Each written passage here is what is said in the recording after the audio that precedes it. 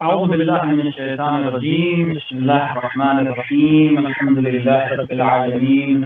وصلی اللہ علی سیدنا محمد وعلی آلہ الطیبین الطاہرین۔ تمام ناظرین کی خدمت میں عرض ادب اور سلام کے بعد عرض ہو کہ تحلیل کا کوئی عنوان تو نہیں ہے۔ مرجع حضرت العظمی صادق حسینی شیرازی ہر سال کی طرح اس سال بھی ماہ مبارک کی آمد کے اوپر مبلغین کے عظیم اجتماع کو اپنے بیت شریف قم ایران میں خطاب کیا، اور ہمیں یہ سعادت ہے کہ اس وقت ہم اپنے ناظرین کے لیے امام حسین کی چینل 4 کی مناسبت سے، اردو چینل کی مناسبت سے اس گفتگو کی تحلیل کر رہے ہیں۔ الحمدللہ اس سال ہمیں یہ توفیق حاصل ہوئی، ہر سال کی طرح لیکن اس سال کچھ بہتر وسائل کے ذریعے سے کہ ہم نے تقریباً اردو، عربی، فارسی اور ترکی، انگریزی اور اردو زبان میں اس تقریر کو براہ راست نشر کیا۔ یعنی آغاز کی تقریر تو فارسی میں تھی، لیکن ہم نے عربی ترجمے کے ساتھ، ڈبنگ کے ساتھ، اردو کے ساتھ، ترکی کے ساتھ اور انگریزی کے ساتھ اس تقریر کو پوری دنیا میں امام حسین ٹی وی کی میڈیا گروپ کی مدد سے، مرجع ٹی وی کی مدد سے اور دیگر ہمارے جو دوستان ہیں ان کی مدد سے اس کو نشر کیا، اور امید کرتے ہیں کہ اس سے ناظرین کو فائدہ حاصل ہوا ہو۔ ظاہر ہے کہ جب مرجعیت کلام کرتی ہے، نائب امام کلام کرتا ہے، تو وہ سب کے لیے ضروری ہوتا ہے کہ اس تک پہنچے۔ یہاں امام حسین ٹی وی نے یہ کوشش کی ہے کہ وہ تحلیل کے عنوان سے وہ باتیں جو شاید رہ گئی ہوں بیان میں لوگوں کی سمجھنے کے لیے، زبان کی قاصریت کی وجہ سے یا گفتگو کے مفہوم کو شاید اس طرح سے واضح نہ ہو سکے زبان کی وجہ سے، لہذا ایک عنوان یہ رکھا گیا کہ تحلیل کی جائے، اور وہ باتیں جو ما بین السطور ہوتی ہیں، یعنی جو بیان کلام کے بیچ میں تھیں اور ہمیں ان پر غور کرنے کی ضرورت ہے، وہ آپ کے سامنے پیش کرنے کی سعادت ہمیں حاصل ہو رہی ہے۔ مرجع علی قدر حضرت العظمی سے صادق حسین شیرازی دامت اللہ نے تقریر کے آغاز میں سب سے پہلے مومنین کو دعا دی اور خداوند عالم کے محضر میں یہ دعا کی کہ یہ جتنی بھی پریشانیاں ہیں مسلمین کے لیے، مومنین کے لیے، وہ جلد سے جلد دور ہوں۔ اور ظاہر ہے کہ اپنی دعا کے ساتھ ساتھ حضرت کے ظہور کی دعا، امام وقت کے ظہور کی دعا فرمائی تاکہ وہ واقعاً نور آل محمد کو اس طرح سے جس طرح سے نشر ہونا چاہیے نشر کر سکیں، اور تمام مومنین کے قلوب جو رنجیدہ ہیں اس غیبت کے دور میں، ان کو دوبارہ مسرور کیا جا سکے۔ ظاہر ہے کہ انسان جو گرفتار ہے، جو پریشانیاں آج مومنین کے سامنے ہیں، اس میں ایک بہت بڑا دخل اس چیز کا ہے کہ حضرت ہمارے سامنے نہیں ہے۔ البتہ حضرت کی نظر عنایت کے نتیجے میں ہم بہت سی مشکلات کو بہت آسانی سے، یا یوں کہا جائے کہ مشکلات ہونے کے باوجود ہم دنیا میں اپنی خو اور بو رکھتے ہیں، یہ حضرت کی عنایت ہے۔ لیکن بہرحال پوری دنیا میں بشریت جس رنج و علم سے گزر رہی ہے، اس کی واحد نجات جو ہے وہ حضرت کے ظہور کے ذریعے ہی ممکن ہے۔ لہذا ہمیں کوشش کرنی چاہیے کہ ان کے ظہور کے لیے زیادہ سے زیادہ دعا کے ساتھ ساتھ اپنے آپ کو آمادہ کریں، خود سازی۔ اور اسی طرح آپ نے اشارہ کیا اپنی گفتگو میں کہ ماہ مبارک رمضان کی آمد ایک انسان کو اس بات کے لیے آمادہ کرتی ہے کہ وہ اپنے آپ کو بہتر کر سکے، اپنے آپ کو کل سے بہتر کر سکے۔ رمضان ایک بہترین موقع ہے کہ انسان اپنے آپ کو خداوند عالم سے نزدیک کر سکے، ائمہ علیہ السلام سے نزدیک کر سکے، ان کی تعلیمات سے نزدیک کر سکے، اور یہ ایک بہترین وقت ہے کہ انسان اپنے آپ کو معنوی طور سے کامیابی کی طرف لے جائے، اپنے آپ کو معنوی طور سے اونچائی کی طرف لے جائے، اپنے درجات کو اور عالی کرے۔ ماہ مبارک رمضان بہترین موقع ہے کہ انسان اپنے آپ کو ایک بہترین منزل تک پہنچا سکے۔ مرجع علی قدر نے اپنی بیان میں اس طرف اشارہ کیا کہ انسان 2 کام کر سکتا ہے اس مہینے میں اور ان کو حاصل کر سکتا ہے۔ پہلی چیز خود سازی ہے، یعنی انسان اپنے آپ کو بہتر کرے، بہتر کے اگر کوئی انسان بہتر ہے اور بہتر کرنے کی کوشش کرے۔ ہر انسان کے اندر یہ پوٹینشیل پایا جاتا ہے، یہ کیلیبر پایا جاتا ہے کہ وہ جہاں پر ہے اس سے آگے جا سکے۔ ہمارے مراجع، ہمارے بزرگ علماء جو گزرے ہیں، ان کی زندگی کو اگر ہم دیکھیں تو ہمارے لیے بہترین آئیڈیل ہیں، بہترین نمونے عمل ہیں۔ آپ نے خاتمی کے ذریعے سے سید احمد خاتمی کے نقل سے سید عبدالحادی شیرازی کے سلسلے میں بیان فرمایا کہ انہوں نے مرزا مہدی شیرازی صاحب تمباک کے فتوی تمباک کے لیے سلسلہ فراز ہے کہ میں نے 20 سال کے ساتھ زندگی گزاری، 20 سال کے ساتھ زندگی گزاری، اور ایک بار بھی مکروہ ان سے سرزد ہوتے ہوئے نہیں دیکھا۔ مکروہ وہ چیز ہے کہ اگر ہو جائے تو اس کا کوئی سزا نہیں ہے، بہتر ہے کہ انسان ترک کرے۔ ایک مرجع جو ایک قاری مقام پہ پہنچا ہے وہ کوشش کر رہا ہے اپنے آپ کو ارتقاء تک پہنچانے کی، فرما رہے ہیں کہ مکروہ تک انجام نہیں دیا۔ اور یہی بات اب سید عبدالحادی شیرازی کے لیے بعد کے علماء نے بیان کی، مرزا مہدی نے بیان کی کہ آپ سے بھی مکروہ سرزد نہیں ہوتا تھا۔ تو علماء ایک دوسرے کی تشویق کرتے تھے، ایک دوسرے کی تربیت کرتے تھے۔ ہم کوشش کریں کہ اس ماہ مبارک رمضان میں اپنے آپ کو بہتر کریں۔ اگر انسان سب سے پہلی چیز ہے کہ واجبات کو ادا کرے، اگر واجب ادا کر رہا ہے، واجبات کو موقع پہ ادا کر رہا ہے، تو پھر مستحبات کی طرف اپنے آپ کو لے جائے، محرمات کو ترک کرے۔ جب محرمات کو ترک کر سکا ہو تو پھر آپ مکروہات کی طرف توجہ دے کہ ان کو بھی ترک کرے دھیرے دھیرے۔ ایک انسان جب اس عمل کو انجام دیتا ہے تو وہ بہتر طریقے سے اپنے آپ کو تربیت دے سکتا ہے۔ ماہ مبارک رمضان اس کی بہترین موقع ہے، کیونکہ انسان ماہ مبارک رمضان میں اپنے آپ کو، اپنے نفس کو کنٹرول کرنے کی بہتر قوت رکھتا ہے، کیونکہ بہرحال روزہ رکھنا ایک ایسی عبادت ہے جس پہ انسان اپنے آپ کو مہار کر سکتا ہے، اپنی خواہشات کو روک سکتا ہے۔ فریج میں غذا رکھی ہوئی ہے، انسان اکیلے زندگی گزار رہا ہے، کوئی اس کو روکنے والا نہیں، کوئی ٹوکنے والا نہیں، لیکن پھر بھی وہ صبح سے لے کر شام تک خدا کے حکم پر اپنے آپ کو، اپنی زبان کو، اپنے شکم کو ان چیزوں سے دور رکھتا ہے۔ ان حلال چیزوں کو ماہ مبارک رمضان کے روزے کی مدت میں نہیں تناول کرتا تو اپنے نفس کو آمادہ کرتا ہے اور خدا کے حکم سے بھوکا رہتا ہے جبکہ سامنے تمام چیزیں موجود ہیں۔ تو یہ ایک بہترین موقع ہوتا ہے تمرین کرنے کا، ایک بہترین موقع ہوتا ہے ایکسرسائز کرنے کا، اپنے آپ کو بہتر کرنے کا۔ لہٰذا ماہ مبارک رمضان میں جہاں ہم یہ روزے کے عمل کو انجام دے رہے ہیں وہیں ہم کوشش کریں اور اپنے آپ کو دیگر واجبات اور دیگر مستحبات کے لیے آمادہ کریں، اور اسی طرح دیگر محرمات اور مکروہات سے دوری کے لیے آمادہ کریں۔ مرجع علی قدر نے اس انسان کی مدد کے لیے امام کے اس جملے کو جو امام علیہ السلام نے ماہ مبارک کے سلسلے میں ارشاد فرمایا تھا کہ ماہ مبارک کی آمد کے اوپر امام نے فرمایا اس جملے میں کہ ہمیں خدایا ہمیں اس مہینے میں سلامتی کے ساتھ اور اسلام کے ساتھ داخل فرما۔ اور اس کے بعد امام صادق علیہ السلام نے جس درخواست کی خداوند عالم سے ماہ مبارک رمضان سے کہ ہمیں سلامتی کے ساتھ اس مہینے میں داخل فرما۔ یہ سلامتی صرف جسمانی سلامتی نہیں ہے، یہ ایمان کی سلامتی ہے۔ یہاں صرف جسم کی صحت پر اہمیت نہیں رکھتی، جسم کے ساتھ ساتھ فکر کی صحت، فکر سالم ہو، عقل سالم ہو، جسم سالم ہونے کے ساتھ ساتھ ایمان سالم ہو، تاکہ انسان اپنے آپ کو بہتر کر سکے، اور اس کے لیے بھی خداوند عالم سے دعا کی ضرورت ہے۔ تو آپ نے فرمایا کہ خداوند عالم ہم سے دعا ہے کہ ہمیں اس مہینے میں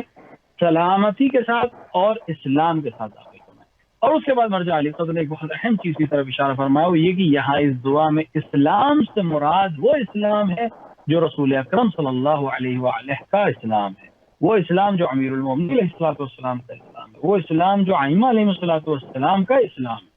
کیونکہ رسول کے بعد اسلام کے نام لینے والے دو گروپ تھے، دو گروہ ہو گئے۔ ایک وہ گروہ تھا جو رسول کا جانشین کا گروہ تھا، رسول کی تعلیمات کا عمل کرنے والا گروہ تھا۔ ایک وہ گروہ تھا جس نے حکومت کے لیے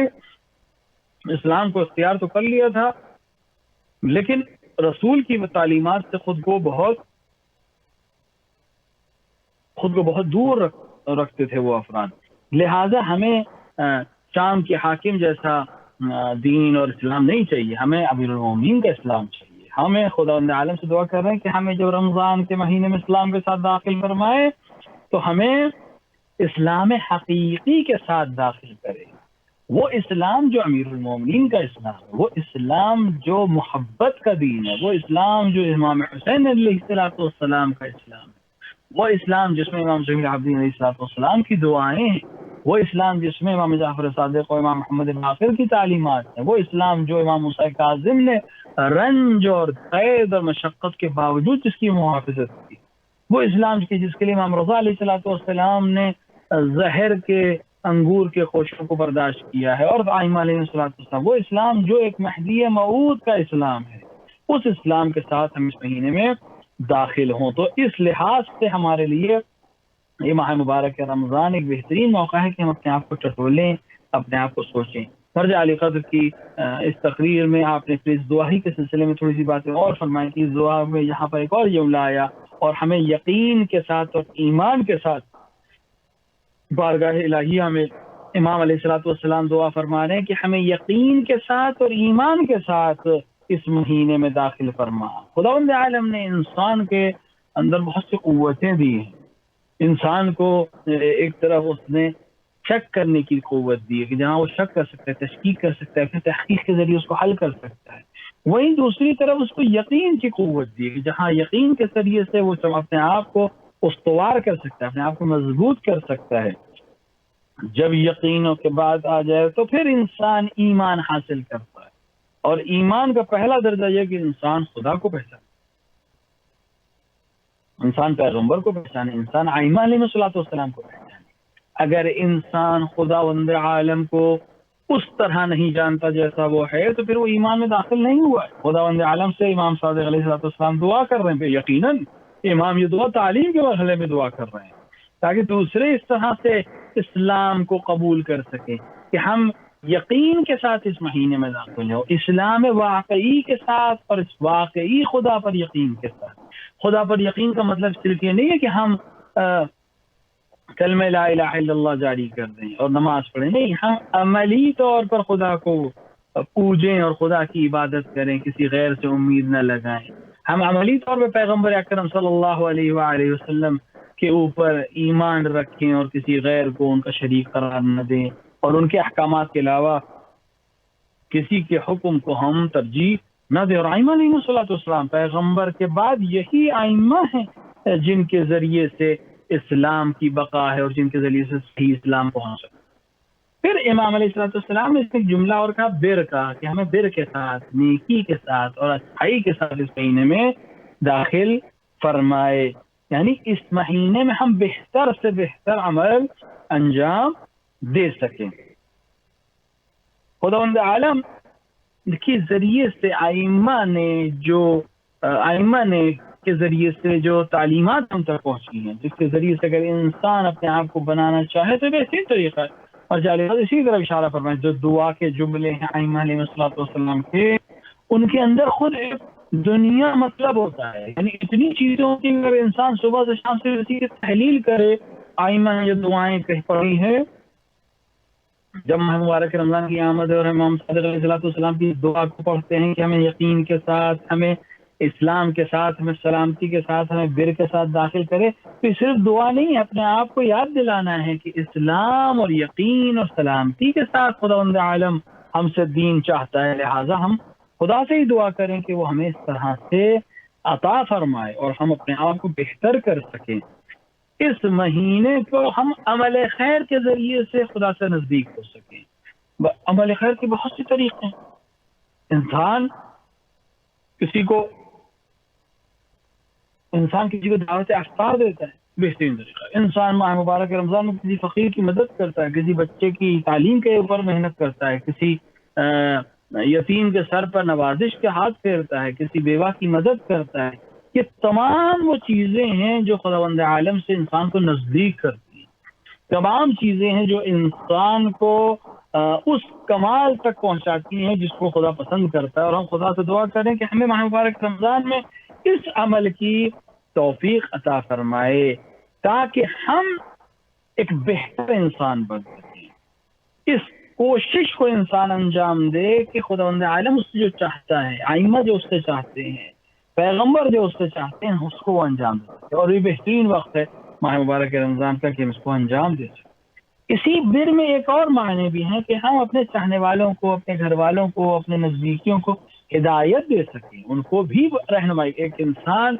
جب اس کو کوئی نعمت ملے تو اس کا حق یہ ہے کہ دوسروں تک بھی اس کو پہنچائے۔ تو اگر ہماری ہدایت ہو جائے تو ہماری ذمہ داری ہے کہ اپنے گھر والوں کی ہم مدد کریں کہ وہ بھی ہدایت یافتہ ہو جائے، اپنے دوستوں کی مدد کریں کہ وہ بھی ہدایت یافتہ ہو جائیں۔ تو خداوند عالم سے دعا کرے کہ انسان کو توفیق حاصل ہو کہ وہ دوسروں کی بھی مدد کر سکے، اپنے آپ کی مدد کرے اور دوسروں کی مدد کرے. یہ دوسری چیز ہے. خود سازی کے بعد دوسروں کی مدد کرنا. جب انسان خود بہتر ہو جائے تو پھر اس کی ذمہ داری ہے کہ وہ دوسروں کی بھی ہدایت کرنے کی کوشش کرے. البتہ ہدایت کرنے کی کوشش کا مطلب یہ نہیں ہے کہ انسان سختی کے ذریعے سے، زور کے ذریعے سے، طاقت کے ذریعے سے کام انجام دے. نہیں، اہل بیت کی تعلیمات کے ساتھ، محبت کے ساتھ. جن لوگوں تک اسلام نہیں پہنچا ہے ان تک اسلام پہنچا ہے. جن تک امیر المومنین نہیں پہنچے ہیں ان تک امیر المومنین علیہ السلام کو پہنچائے. مرجع علی نے اس بات کی طرف اشارہ فرمایا کہ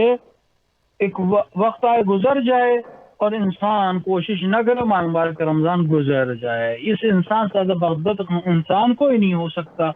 کہ انسان کو بہترین موقع ملے، ماہ مبارک جیسا موقع ملے، دن اور رات جس کی عبادت ہے، جس کے اندر سونا عبادت ہے، جس کے اندر سانس تسبیح ہے، اس مہینے میں انسان کوئی عمل خیر انجام نہ دے، نہ خود سازی کرے، نہ دوسروں کی ہدایت کرے، تو اس سے بدتر انسان کوئی نہیں ہو سکتا ہے. لہٰذا ہمیں اس وقت کی ضرورتوں کے لحاظ سے اپنے آپ کو آمادہ کرنا ہے، دوسروں تک بھی اسلام کو پہنچانا ہے. اس وقت کی جو بہت سی پریشانیاں، ان سے ایک بہت بڑی پریشانیاں ہیں کہ اکثریت لوگوں کی ظالم حکومتوں کے چنگل میں. ظاہر ہے کہ یہ ظالم حکومت کا آخری نتیجہ یہی ہے کہ یہ حکومت ہے، چاہے دنیا کسی کونے میں ہو، یہ حکومت اس لیے ایسی ہے کہ لوگوں نے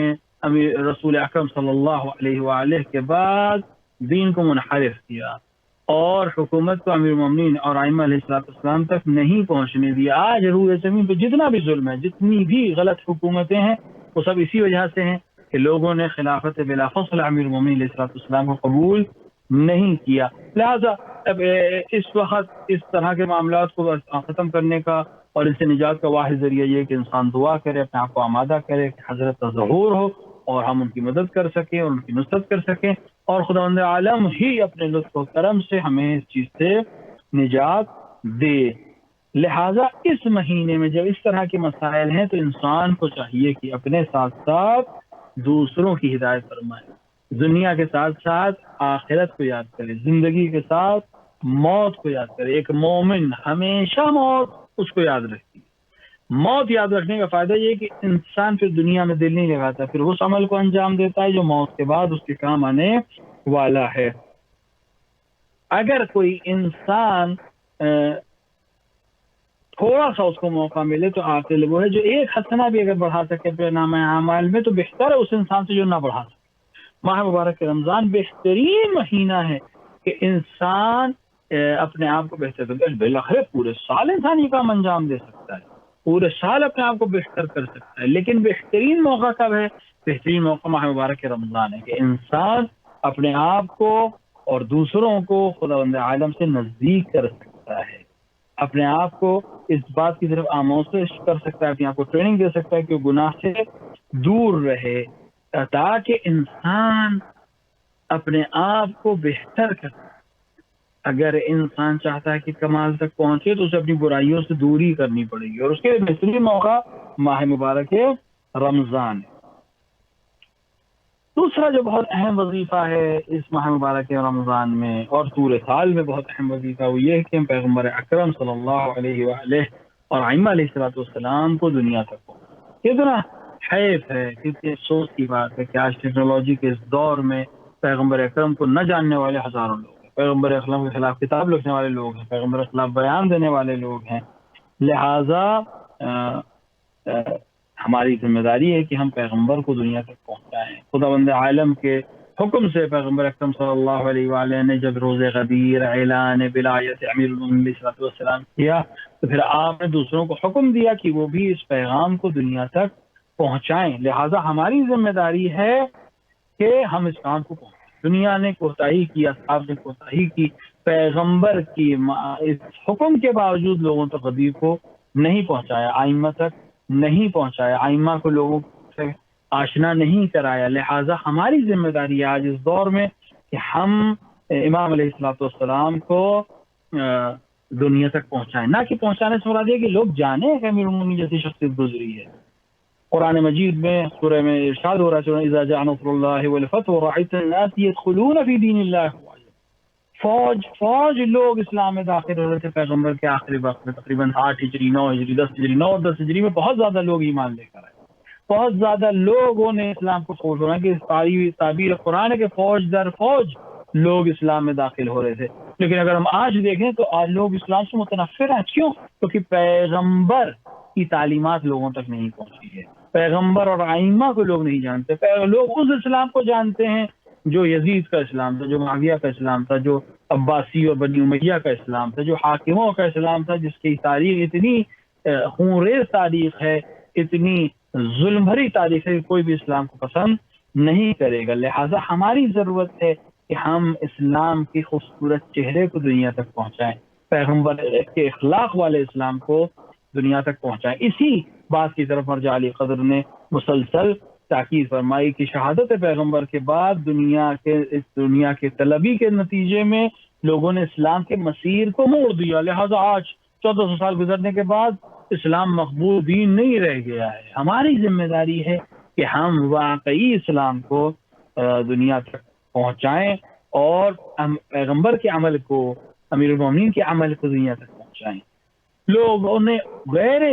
پیغمبر کے اسلام کو، جو حکومتوں کا اسلام تھا، اس کو فتوحات کے نام سے دیا۔ پیغمبر کے اخلاق کے بالخلاف جو عمل ہوئے ہیں، ہم تحلیل نہیں کر سکتے اسلام کو، ہم ظلم اور زیادتی کے ذریعے سے اسلام کو نہیں پھیلا سکتے۔ جو جھوٹا اسلام ہے، جو ظلم کے ذریعے سے پھیلایا گیا، جو فتوحات کے ذریعے سے پھیلایا گیا، جھوٹ ہے۔ یہ پیغمبر کے اخلاق سے اسلام پھیلا، امیر المومنین کے اخلاق اور محبت اور صبر سے اسلام پھیلا۔ ہماری ضرورت ہے کہ ہم لوگوں تک بتائیں کہ اسلام میں واقعی کیا ہے۔ اب اس میں جو جس طرح سے عمل کر سکتا ہو، کوئی کلاس لگا سکتا ہے کلاس کرے، جو کتاب کو لکھ سکتا ہے کتاب لکھ کر کرے، کوئی سائٹ بنا سکتا ہے سائٹ بنائے، کوئی تقریر کر سکتا ہے تقریر کرے۔ آج کی دنیا انٹرنیٹ کی اور سیٹلائٹ ٹیلی ویژن کی دنیا ہے،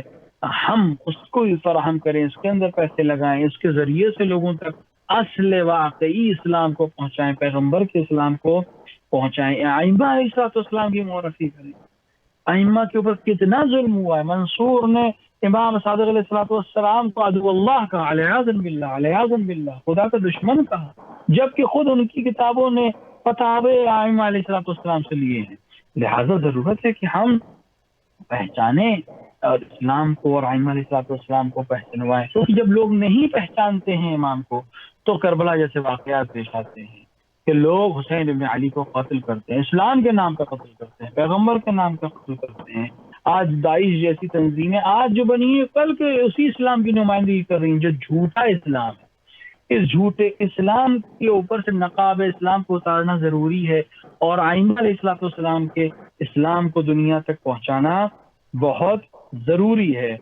لہذا ہم اس ماہ مبارک کے رمضان میں اس بات کی کوشش کریں کہ ہم اس کو اور بہتر طریقے سے ائمہ کی معرفی کریں، جو جس طرح سے کر سکتا ہو دنیا تک ائمہ کی اور اسلام کی واقعی تصویر کو ہم دنیا تک پہنچائیں۔ جو بھی وسائل ہمارے پاس آج ہیں، جو بھی ذریعے ہیں، ان کے ذریعے سے ہم کریں۔ بہترین وسیلہ سیٹلائٹ ٹیلی ویژن ہے، اس کے ذریعے سے ہم لوگوں تک دین کو پہنچانے کی کوشش کریں، اور یہ ایک بہترین موقع ہو سکتا ہے کہ ہم اپنے ساتھ ساتھ دوسروں کے لیے بھی ہدایت کے موقع کو فراہم کریں۔ تحلیل کرنے کا حق یہ ہے کہ ہم امیر المومنین کے اخلاق کو، امام حسن کے اخلاق کو، امام حسین کے اخلاق کو دنیا تک پہنچائیں۔ امام حسین کی شہادت اس لیے واقع ہوئی کہ اسلام میں واقعی کو چھپایا گیا، اور ظلم کی نے جو اسلام کا چہرہ اور لبادہ ہو رہا تھا، اس نے اپنے آپ کو اسلام ظاہر کیا۔ لہذا ہماری ذمہ داری ہے کہ ہم امام حسین علیہ السلام کے اسلام کو، پیغمبر اکرم صلی اللہ علیہ وآلہ کے اسلام کو دنیا تک پہنچائیں۔ خدا عالم سے دعا ہم کر سکتے ہیں کہ مرجع علی قدر کے اس فرامین کو ہم بہتر طریقے سے دنیا تک پہنچائیں، اور ہم ماہ مبارک کے رمضان کی آمد پہ یہ دعا کر سکتے ہیں کہ وہ ہمیں توفیق عطا فرمائیں کہ ہم ائمہ کی لوگوں تک معرفی کر سکیں، اور ائمہ علیہ السلام سے دعا کر سکتے ہیں کہ بارگاہ الہیہ میں ہمارے لیے شفاعت کریں، اور ہمیں اس توفیق میں بہتر سے بہتر طرح سے عمل کرنے کی توفیق عطا فرمائیں۔ خدا عالم امام کے ظہور میں تعجیل کرے، اور ہمیں ان کے اعوان و انصار میں شامل فرمائے، اور ہمیں توفیق عطا فرمائے کہ ہم اس طرح سے زندگی گزار سکیں جس طرح وہ چاہتے ہیں۔ اللہم اجل ولیک الفرج والعافیہ